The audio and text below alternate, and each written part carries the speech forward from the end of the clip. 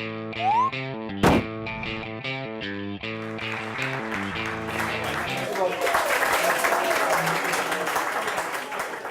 want to talk today about what I do for a living. I am a hypnotist, a hypnotherapist where I help people achieve what they want, but I want to back it up a bit because I certainly, believe it or not, did not intend to grow up and become a hypnotherapist. It wasn't on my radar, believe it or not. But life has a funny way of showing you different ways to go, and if you listen to the nudges, you sometimes find yourself in a really great place.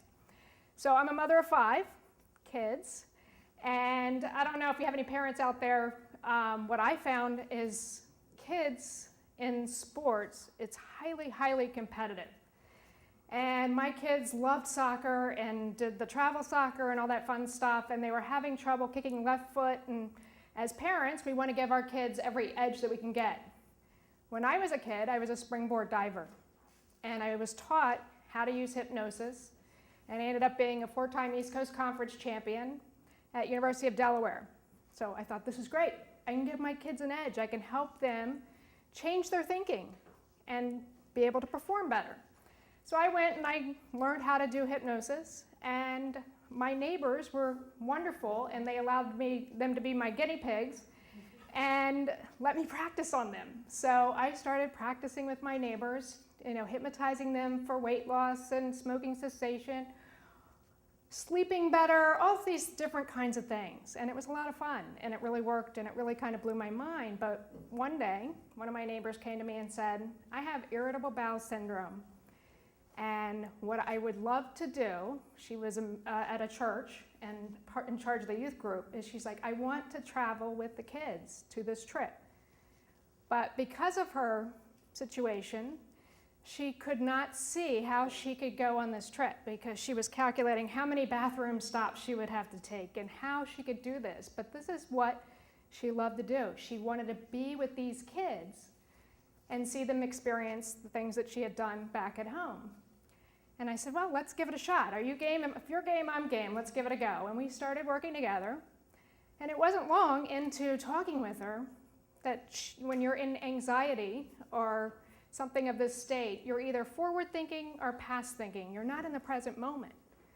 And I tried working with her with classical hypnosis, but I was also taught conversational hypnosis. And so at a certain point, I said, what is it like when your body feels okay?